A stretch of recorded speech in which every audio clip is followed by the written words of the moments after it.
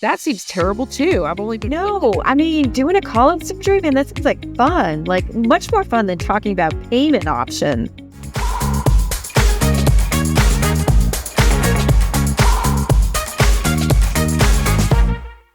Hi there, my name is Dr. Bragdon. You are joining us today with the Veterinary Insider. The Veterinary Insider is the podcast for veterinarians who want to keep veterinary medicine independent and veterinarian-owned. Today's podcast is powered by the Independent Veterinary Practitioners Association. IVPA at iveterinarians.org has you covered when it comes to benefits and membership value. So I'm so excited today to talk to Heather Moore. Heather, tell me about your pets. I always like to start with people's pets. Before we even talk about what you do and who you are and how you help veterinarians, tell me about your animals. Pets are the most important for sure. So we have a little bit of a zoo. I can't guarantee that some of them won't join our discussion. So currently I have 4 dogs, 3 cats.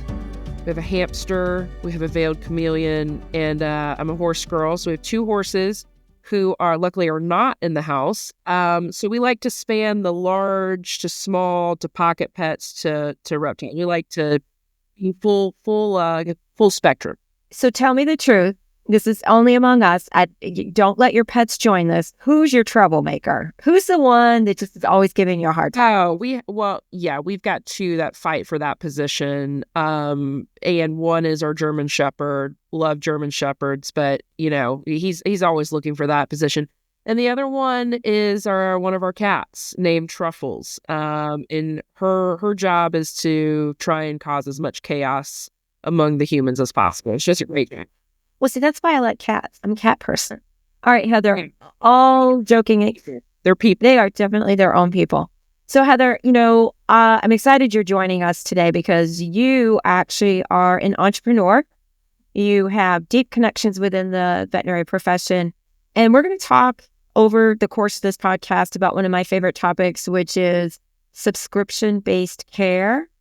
So a lot going on in the veterinary profession about spectrum of care. How can we make it more affordable? All those sorts of things. But before we dig into the meat of what it is you do, I'd like to understand your why. So I understand you actually have some relationships with veterinarians. So tell me about your relationship with veterinarians and why you love us. Well, first of all, thank you so much for having me today. It's a pleasure. Looking forward to our time together. And I do. I love this space. Obviously, I'm an animal lover, and I love the people in this space. So, I think early on in my life, animals have always been a part of my life. Always had a lot of pets, have horses. I have a lot of personal love and respect for our large animal vets out there who, are doing the 2 a.m. farm calls. And so, that kind of organically, I don't know, just always was in my life. And then I met my husband, and it was obviously meant to be because his parents are now retired large and small animal veterinarians as well.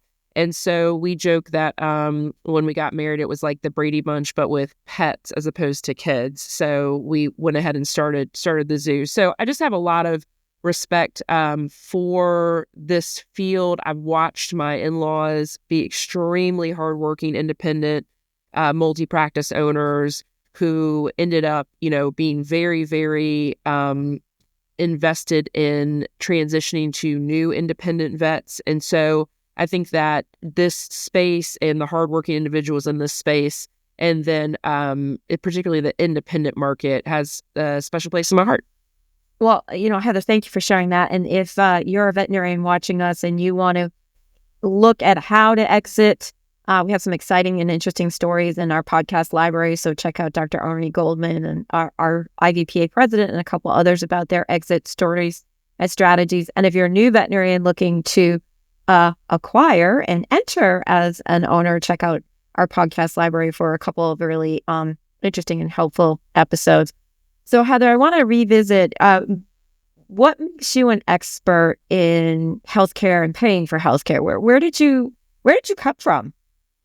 So, my background, most of my career has been spent in the human healthcare space, and I think that healthcare is a fascinating industry because it is the intersection of, the business, but also the moral and ethical challenges of how we care for each other. And I was in women's healthcare for quite a while, particularly in the risk finance space, insurance space. And I think that, this industry is so unique because the healthcare conversation is changing, because pets are quickly evolving in our society and our relationship with us, and all the discussion that's there. They're not pets. We don't talk about ourselves as owners anymore. We talk about ourselves as pet parents, and they're part of our family. And so what maybe was a little easier healthcare conversation for this demographic has become increasingly complex, same as kind of our human healthcare challenges that we have. Some of those challenges, access to care, et cetera, are emerging more and more in this space. So I think it's just a fascinating place to be. And I've been in the healthcare arena, human and or vet med now, for my entire career. So what are some, you kind of started to mention these problems. And so what specific problems do you think are facing pet parents? Like, what have you experienced? Have you ever had a hard time paying for vet care, or do you know anybody who's had a hard time? Yes. So, I don't know anyone that I've talked to that hasn't kind of had a sticker shock moment going to the vet. Or, something related in the pharma space. It's something that's impacting, I think, really anybody that is a pet parent or has pets right now. There's the increasing costs. There's what I view as a huge problem in the industry, which is, fee for service, kind of a la carte model that creates this challenge for vets constantly having to explain every line item to parents about why that clinically makes sense. And then you have pet parents who are saying, hey, I'm not used to shelling out $800. We just are not we're a society that wants to smooth our cash. And so that ends up, with the challenges of low compliance and all the other things that pet parents are, facing, vets are facing. And I think from a pet parent perspective, most people want to do everything they can do to keep their pet healthy. And I think the intentions are almost always good, but people fall into these cyclical challenges of, well, I'll come back and get that med, or I'll come back for the recheck. And they are faced with, bills and unexpected bills. And that just creates, a tendency to not do the things that you need to do on, the prevention side or otherwise. I would let that sick visit maybe go a couple more days to see if it gets better. And so I think there's just such a dilemma with people of they want to do the right thing, but how to pay for it and how to be compliant remains, big challenges. Yeah, and we have so many options these days of how to care for our pets, and the kind of care that we receive and how to pay for it. And so I'm actually excited to talk to you because you have started a company that offers one of my favorite ways for clients to pay, which is subscription care. So for our listeners out there who don't understand what subscription care is, tell me what that means. What does that mean? What is subscription-based healthcare? How's that work? Yeah, love to talk about how the model works. I think back to the consumer point, you talk about the fact that there's so much information, there's so many options of how to pay. I think consumers are overwhelmed by, is this insurance? Do I do this? Do I do this? And so what we do know is that for their pet, their vet is their most trusted partner. And so subscription-based care and the way that we deliver it is that we work with vets to help them build their own unique care plan that they can offer as a subscription to their pet parent. And we know that consumers are looking for that. They want their vet to give them a recommendation. And so our plans are designed to be offered over an annual subscription. So each care plan is as unique as the hospital and the vet. They are built for that hospital, for that pet parent population. That includes what they need clinically, what they think their pet parents would value the most. And then it's offered as a subscription model. So it's not insurance. And what it does is it allows pet parents to spread the cost of spend over the course of a year. It gives them more predictability. It gives them better control of their budget. And for the vet, it allows them to offer a bundle that's going to support higher compliance and also encourage and incentivize that pet parent to spend more with them. We see how pet parents are increasingly fragmented in where they buy for their pet parent. And so this is a great opportunity for pet parents to have a one-stop shop and know what it's going to cost them for the year and be able to manage that spend. And for vets, it's a great way to increase and encourage that spend in the hospital while also really hitting those compliance metrics that we want to see and what we know are going to improve, outcomes for that pet life down the line. So Heather, I'm going to refer our listeners. So check out Heather's company at PetCentricHealth.com. If you're like me, I like to peruse the website while I'm digesting somebody's opinions and thoughts. You'll see some great information there about subscription plans. So I'd like to unpack all that you said even more. So when I worked for a company, it shall remain nameless, we had subscription plans and I absolutely loved them. Okay. So the first thing I want to touch on is this idea of workflow. So if you ask the average veterinarian, they would probably say, you know what, Heather, I think I'm more worried about getting home on time every day rather than making sure that my bank account is overflowing with money. So let's kind of talk more about the value to the clinic when it comes to managing workflow. So what does that look like? How a subscription plan actually makes day-to-day operations easier? Yes, great question. I think the whole conversation of the continuum of care, the throughput, the work efficiencies, what's the patient's experience, what's the clinician experience, what do you do about vet tech, lead med and wellness, how all these things play in. So, care plans have a lot of different ways that we can touch that continuum. I think the area that I would really start on is kind of back to the conflict for the pet parent on decision-making related to payment and how compliance is a key factor in that. So, we think about a pet parent arriving, take a sick visit, for example. A pet parent comes in, they come in with their pet. There's kind of immediate, what's this going to cost me? I mean, there's just that immediate thought process. And so what you end up doing is, I think a lot of the workflow right now is being spent on explaining to pet parents why something needs to be done as it relates to the cost structure. So, why do I need to get that rat, or do we really need to do that panel, et cetera? And so care plans have the ability to smooth that conversation and I think allow for pets to get treated more quickly and timely. So then access to care piece. But then that translates directly into better throughput for the hospital. So if you have a patient coming in that's on a care plan, if they're there for a wellness appointment, the things that they are going to get, and they probably already have self-educated themselves, hopefully on an app or some sort of portal like we have of what I have available and what actually needs to be done at this wellness appointment. So much of that is like proactive information sharing. And what that does is it allows an easier and quicker conversation of what should we do today? And that needs to span not just well care, which I think has been an issue. That needs to span primary care to improve the throughput.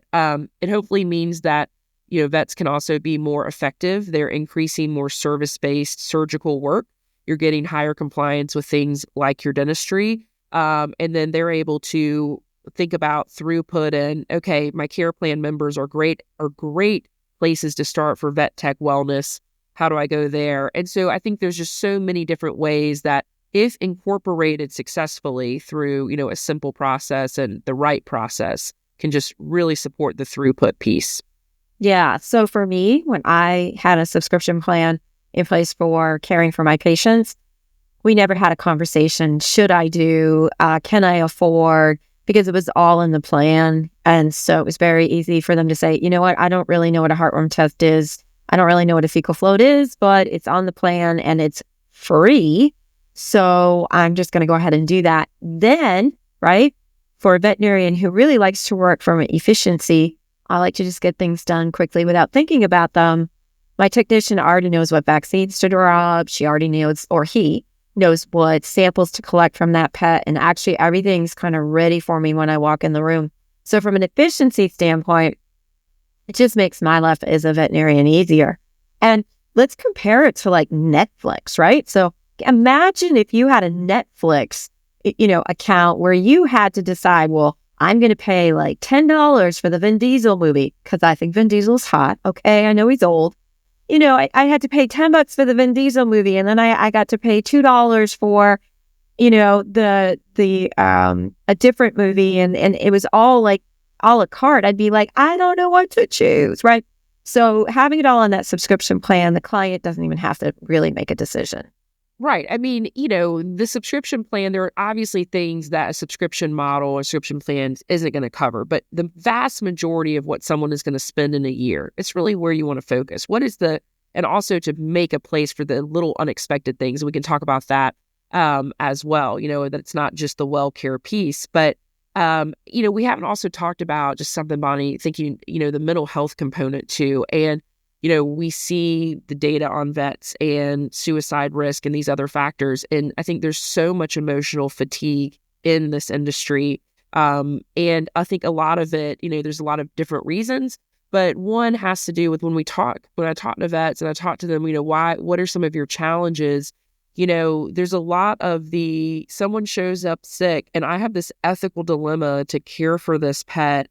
And then it may be even receiving feedback from the pet parent of, I can't pay for that. Do you not want to make my pet better? And that really feeds, I think, to a lot of cynicism in the industry of just there's always this rub. And I think that rub is increasing between the pet owner, pet parent, and the vet of how do we pay for care and get the pet what they need? And I think there's also this consumer perspective that like, vets are just, they're just going to the bank all day long, and that's just, not the case. When we look at the data, we're seeing vets really just offering a lot of times, a lot of services that are really because that patient just is saying, hey, I can't afford treatment today. And so care plans, I think, are an important way to kind of facilitate more support there as well. Yeah. So again, if you're joining us late, check out PetCentricHealth.com, looking at the details while we're sorting through the information here. Just in review, subscription plans allow clients to say yes without really having to think about it because it's already part of that plan. Think about you as a veterinarian, how much that makes your life easier. You're not having to almost negotiate, right? You're not having to say, well, I can do it for this price or that price, or, no more conversation around gold standard versus bronze versus silver standards of care. It's in your plan. Let's do it. It's not going to cost you anything extra today. So, but let's now have a conversation around, as we're talking about these plans, aren't they going to confuse it with insurance? I've had that happen. I administered these plans, and occasionally I would have a client say to me, well, everything's included. I shouldn't be paying anything today. So for those veterinarians who've experienced that negative reaction by a customer about subscription care, how do we make sure that customers who are coming in understand what is it part of their plan and what is not part of their plan? Yes, very important. So as there are so many moving pieces right now of how do I pay for care, I've just been talking about that. Pet owner, pet parent education is critical. We see vets struggle in understanding the difference between insurance and care plans. So I actually don't think it's unique, to pet parents. And I think the education piece and consumer education is a huge part of this journey. And also what makes subscription care plans different than, let's say, traditional wellness. There is a lot of education that we're doing all the time through conversations like this to try and make sure that, first of all, vets understand what is out there in the market and how there are differences, because I think there's a lot of confusion there. And so let's assume that we solve all those education problems. Then it's about, how do you get to the pet parent? So again, we think that the vet and the hospital team delivering the message of this is our care plan, here's what's included, here's why we designed it this way, is very empowering for the hospital. It allows that conversation to occur with the consumer primarily there, as opposed to the plethora of information they're getting on social media and websites on insurance versus not. Our role is that we support the full administration and management of the plans. So I think a challenge with some of the traditional models is that it's all on the hospital. And that is just not going to ever be a successful model, particularly for the independents. So we help with designing all the marketing, videos from the vet that can go out and email campaigns about what they're getting ready to launch and what is this. What does it cost? What does it cover? We help them update their website with information, and we provide essentially, full spectrum marketing and then support there. And that really helps them on the education journey, so that as a pet parent is hopefully getting an email before their appointment with why their vet thinks care plans are important. That's really helping that consumer education and decision making, because we want pet parents to be buying and spending on what they're actually going to use and what their pet needs. Right. So again, I actually have personal experience using pet healthcare plans, and I would, from the receptionist to the kennel person to the technician to doctors, the message always was, this is a payment plan. It allows you to make payments on your care over the course of a year. It includes these services. Any services outside of that are not included. And so for you, Heather, you have an additional service that you provide, right? So the doctor works with you and your team to decide what goes on that plan. You do a really in-depth financial analysis to understand what the cost of the plan should be. And then the team can very clearly say, okay, if it's not included on your plan today, you have another solution for paying for these catastrophic, very large bills. So tell me more about how that works with your company. Sure. So I think, a payment plan is one way, depending on how it's structured, to talk about it, because really it is a way to smooth the spend over time. And, vets have different philosophies on discounting. I think some people think that a care plan model requires extensive discounting. And that's not the case. It can be modeled however the hospital wants it. So if they want it to be more of a very, very low discount payment plan structure, it can be that as well. I think consumers are always looking to bundle concepts to savings as well. And so it's kind of always creating that perfect plan that is going to support the vet's bottom line and support revenue growth while getting the pet parent to see the value of the bundle and the payment plan. One thing that is I'm going to highlight kind of two things that I think are important about how this, eases the pet parent decision-making and kind of how the plans are different. One is that a lot of times when we think of plans or wellness or well care, and you'll notice that, we don't use the word wellness because wellness is just one piece of primary care. So we believe in kind of an early mission statement from us was, hey, we have to do something in subscription care that supports well care and non-well care, because that is a limiting factor for pet parents and vets alike.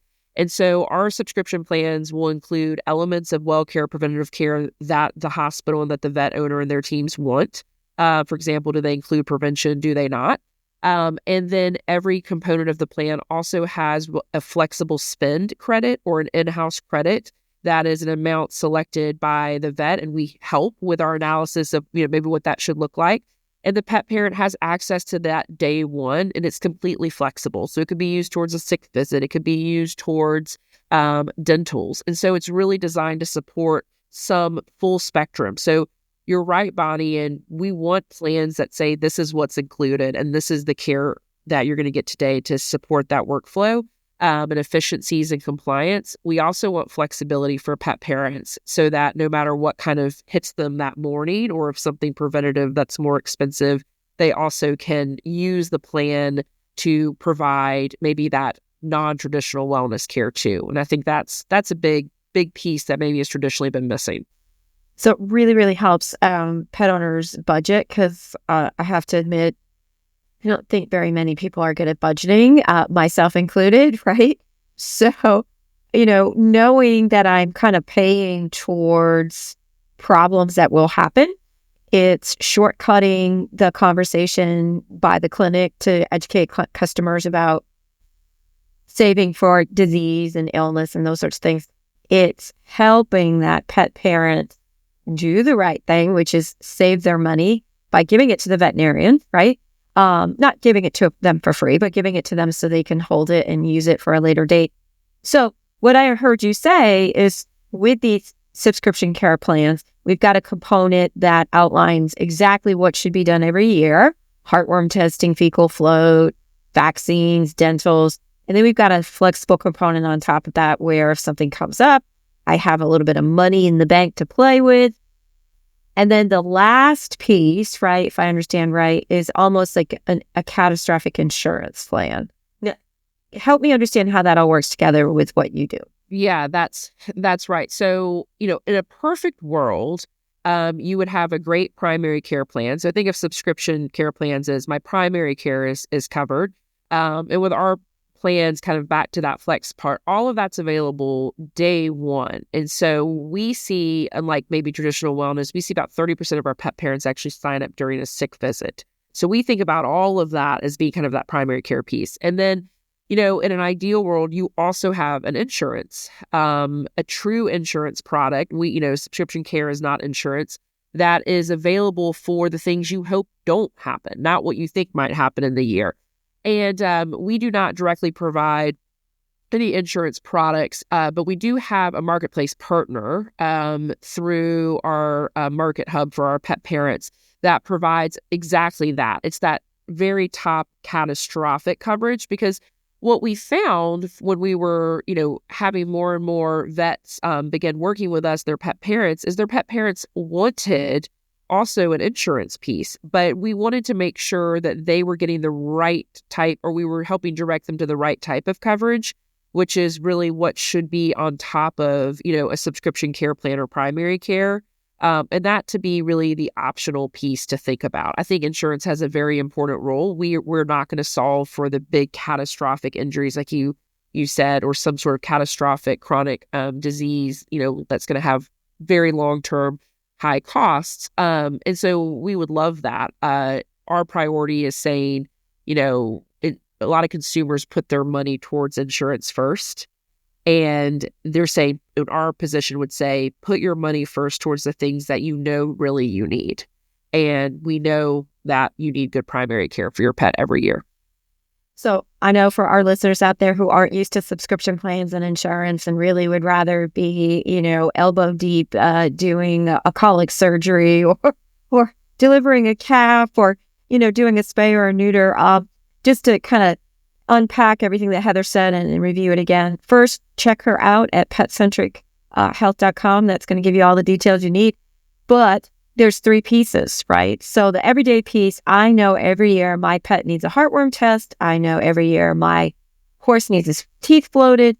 I know every year everybody should get a rabies vaccine. That's in that subscription plan that automatically comes up when they visit. Hey, Mrs. Smith, Fluffy's here for routine care. He's overdue for his semi-annual fecal float. Let's just go ahead and do that. No cost to the owner. The second layer is this flexible spending piece, which is, Fluffy's got an ear infection today. He's really scratching his ears. Guess what? A lot of that's covered. You've already saved for it. You've already got money in the bank, in the vet bank, so to speak. It's going to be a reduced cost or no cost today. And then, Mrs. Smith, I'm so sorry to say Fluffy has cancer today. So let's take a look at your insurance plan and how that's going to help you today. Is that fair, Heather? Does that kind of summarize everything? Yeah. I mean, if there could be more conversations like that in the office or, in the hospital, I think that you would have a very high patient satisfaction and probably hospital satisfaction, staff satisfaction, team satisfaction, because it would be a very empowering conversation to have. Hey, we've got you covered because you have the right stuff in place. And so I think those kind of conversations, unfortunately, are too far apart. And so the more that we can educate both groups, the vet owner side and the pet parent side, to start moving that conversation in that direction, I think an industry as a whole would see a lot of improved satisfaction. And if you're a veterinarian or a technician who really hates having conversations around money, I think this just makes it so much easier. I'm from the Northeast. I'm a maniac from the state of Maine, true and bred. So I tend not to have problem with direct conversations, but talking about money, no matter who you are, can always be a problem, and it's really stressful. And so I feel like these plans take that anxiety. It reduces a little bit of that emotional work. It just makes it a little bit easier to have that conversation. Yeah. I mean, care plans, when correctly designed, they should not only help reduce that conversation, but they should be improving the bottom line of the business. Because, when we go out and work with hospitals to model their care plans, it's saying you want a care plan member to be more compliant and spend more with you. And they need to be designed that if there is almost kind of a revenue guarantee component of the care plan of what's going to happen every year with a pet parent. And so, you're smoothing out those difficult conversations while improving your average revenue spend with your pet parents. And we do a lot of work around those different metrics to help vets think about that. And, that's how you get the win-win. The pet parent has the ability to spread their spend. They have the ability day one to have access to something if they have a sick visit the day they sign up for their care plan, those examples. And, it just is a way to hopefully support ultimately the satisfaction, I feel like, across the board with the healthcare experience for the vets who are delivering it and really doing the hard work, all the way through the pet parents. I really hope, Bonnie, by the way, that someone would prefer a colic surgery over listening to the podcast. Doing a colic surgery. Come on, Heather. Yeah. That seems terrible too. I've only been... No, I mean, doing a colic surgery, man, that sounds like fun. Like much more fun than talking about payment options. But true. I'll give that. Right? I'll give that piece. Yeah. Talk about payment, which is why try and, use strategies to remove that as part of your work. Right. So maybe we have some veterinarians out there that are actually listening to the podcast while they're doing colic surgery or spaying and neutering. Because that's just how veterinarians are. That would be great. And I feel like, one might be a little easier than the other, but that's, because, they're hardworking. We're all like, this is the industry of hardworking people. And so it's a world of multitasking. And I think that's been an issue too, of like prioritizing what are going to be the key initiatives that I focus on for my strategic plan that improve health outcomes, but also grow my business. And we just see that's really hard because they're trying to get in some CE or podcast while they're also, doing a surgery. And that's just this industry has, a lot of complexities in that regard. Well, again, check out PetCentric Before we finish, and we still have a lot to talk about, Heather, I do want to mention that Heather is offering a very limited promotion for you to take advantage of her services, which, if I'm not mistaken, is to schedule a demo by April 1st. And that gives you half off the implementation fee, if I remember correctly. That's right. So, we've talked about our focus and kind of personal love that I have for the independent vet community. It's a very, IVPA is an important affiliate for us. And so we are offering a half off, you're right, one-time implementation or onboarding fee. That's the only fee that vets ever have with us. And that would be through a demo introductory call, get to know us call by April 1. And Bonnie, I think you have the information that will be able to push out. And if not, we also have stuff that we'll start sharing from PetCentric Health as a special call out to that as well. Well, again, Heather, thank you for mentioning IVPA. So check out iveterinarians.org. That's where you'll find more podcasts about ways to manage your practice, either start to manage or exit, all kinds of interesting information, as well as lots of benefits that IVPA offers. And so if it weren't for IVPA, Heather would not be here offering you this half-off promotion. So check out both iveterinarians.org and PetCentric. But you mentioned something really important, right? So the one thing we didn't get to talk about yet is, what does this mean for the bottom line for the clinic, right? So yeah, this is great. I'm not going to have to work as hard. My customers are going to be happy. My customers are going to be able to say yes to more care.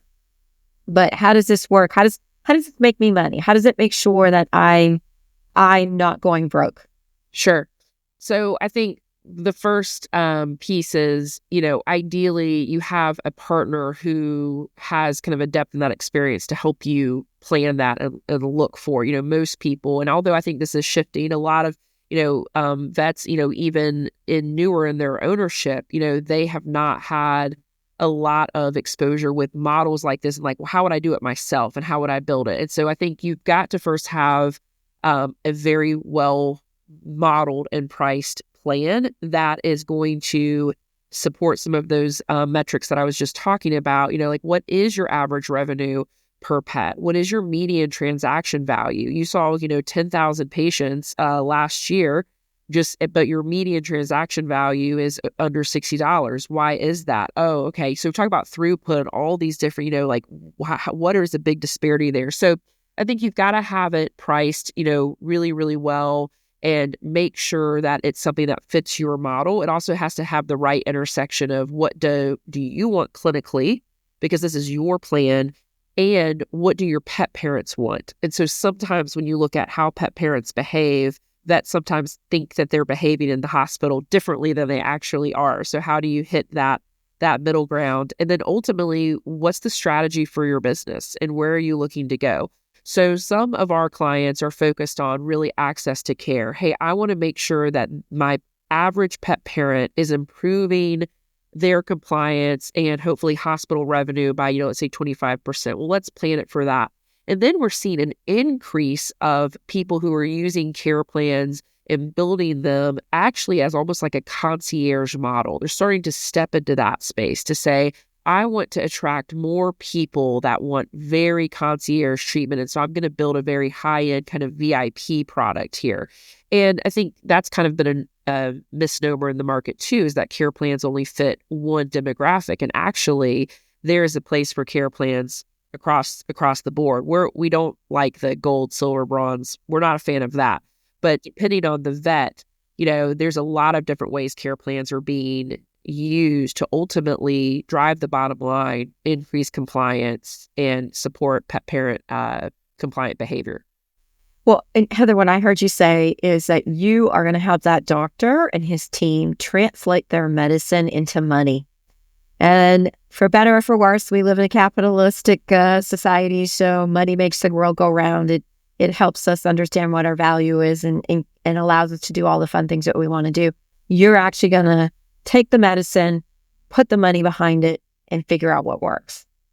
And, I would say there should be more solutions out there like that, particularly that support the independent vet market. I think, there are not enough solutions that say, you're still a business and your business needs to grow and should thrive, and you shouldn't have to work 7 days a week and your mental health at risk to achieve it. So what are some of the strategies that you can take to really empower your hospital and also empower your, work-life balance, which is kind of near to dear to my heart too, and seeing, knowing personally kind of how hardworking a lot of times it's taking for people to get their business going. Well, check out PetCentricHealth.com, contact and connect with Heather's team. Take advantage of that demo by April 1st with half off for implementation. But Heather, what I love what you said is that you're really there to help balance the veterinarian's needs with the pet owner's needs. And they are not mutually exclusive. We can charge what we need in order to live a comfortable life and be happy and pay our teams what they need. And we don't have to take advantage or feel like we're fleecing pet owners. And so there's a great happy medium that you can really help veterinarians achieve. Yes, we are here to support, particularly our independents to say, what is your strategic plan, and mostly you hear people say, I need more yeses. I need people to say yes to do more things. I need my visits to go up. I need them to say yes to the dental estimate. And I also need to find a way to work smarter, not harder. And, that's the exact place that, we plug in. And I think that we know the industry is changing swiftly. And so I think vets need to, as hard as it is, to take time to have that heads up time to say, what are the 2 to 3 things that I can put in place that allow me to practice clinically the way I want to practice and own that, and be happy with that clinical side of the house and create some better tools and efficiencies to allow me to do that while also supporting the bottom line growth. And yeah, those two, that win-win can easily happen in the right model. All right. So I know we have skeptical veterinarians out there. That's just how we're born. We're born skeptical. And so we talked a little bit. I want to say that you generated some of your own data to support what you're telling us. Sure. Yeah. I mean, skeptics, if I could get past my mother-in-law listening to this and her view on, then I'm feeling good. So you're right. I mean, data's power. And we have known for a while that the way that we're structured and the way that our financial model works with vets, which is quite different than kind of the traditional wellness structure, is designed to see meaningful revenue growth. And not just revenue growth, we're also focused on how do we support that margin growth as well. But when we look at some of our data and some of our case studies, we had a recent case study in Atlanta that we completed that really took behavior of the same pet parent. So how did that pet parent behave in 22 and 23? And then how did that pet parent behave, or rather 21, 22? And then how did that pet parent behave in 2023 under a care plan? So the same pet parent. And what it showed is pet parents under care plan, that cohort had a 70% increase in revenue growth year over year. And so they had behaved similarly in prior years. They're good pet parents. They want the best, but the care plan enabled that in revenue growth. One of the big things that we see around that is timeliness of care on probably some of those minor, not high acuity sick visits. So you're talking about the ear scratching, in the very beginning.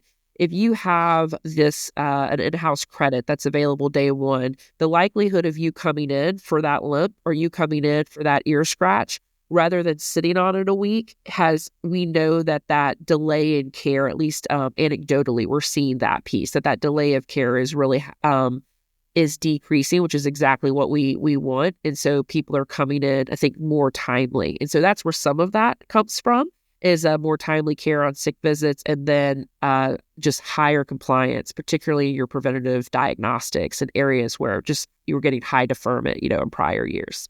So we talked about a lot. We have not spent enough time on the financial aspect of this, but we are running out of time. I am going to ask people to go to your website, PetCentricHealth.com, reach out to Heather and her team for case studies and for additional data, as well as a consultation. If you do that by April 1st, you get half off your implementation fee if you agree and bring Heather and her team in. I'd also like to shout out that, Heather, you talked about something very interesting, right? The difference between just top line revenue and growing sales and growing margin and what that means. And so if you have questions about the difference between margin and gross revenues, look through our library, check out a few of our past podcasts with our CPA friends and a couple others. And take a look at iveterinarians.org. We have lots of education and tools for you to learn more about how to manage your business. So Heather, as we wrap up, I didn't even get to talk to you about your journey as an entrepreneur. Like, just in 2 seconds, how do you do this as a woman and being an entrepreneur and this being new and all that good stuff? Really want to hear about you and your entrepreneurial spirit. Oh, well, thank you. Well, I think I was destined for the startup space. So I spent most of my prior career in human healthcare, had the great fortune of joining a healthcare startup. And that was a wonderful ride for 10 plus years. And one of the things I learned out of that was that I always had the gnawing urge to go back to the early day startup, the really kind of creative space where you're given 6 problem statements about an area and say, how do you make these better? How do you improve upon that? And, so I had that piece of me that I was recognizing was in me. And then it merged in a really, fateful conversation, actually with my in-laws, veterinary in-laws, who were just talking about some of the challenges that they were seeing and some of the challenges that new owners and independent new owners were facing. And one of those was around, how do you pay for care, access to care? And, I asked a couple of questions. Well, there have to be products out there. And their response was, yeah, we don't like any of them. And so that really was the problem statement that I said, okay, well, if you thought that'd be good, how do you make it better? And that really kind of that day shifted, and PetCentric was founded in 2022, and we are now we're headquartered in Greenville, South Carolina, growing from the Southeast all the way to California, and really, really love the entrepreneurial journey. I'm wired for the crazy that comes with it. Really, with just look at my pets. So, yeah. Well, Heather, it's been a real joy talking to you. So sad that we've got to wrap this up today. Again, if you're looking for creative solutions for helping pet parents say yes, please check out PetCentricHealth.com. We're going to have lots of ways to connect with Heather and her team. Really want to say that I have to admit, teleradiology used to be my favorite benefit through iveterinarians.org, through IVPA, and I think Heather, kind of neck and neck now. I really like what you have to offer to our IVPA members. And so again, check us out at iveterinarians.org, and we'll have lots of links and things for you to connect with. And Heather, it's been a great pleasure having you as our guest today. Absolutely. Well, that's high praise coming from you, Bonnie. Really appreciate that. And thank you so much for the time. And it's been a lot of fun. And don't forget, if you've enjoyed this conversation today, please subscribe, right? We want to be bringing you this fabulous content forever and ever and ever. And the only way we can do that is if you subscribe and listen to us on a regular basis. So again, thank you, everybody, and look forward to our next podcast.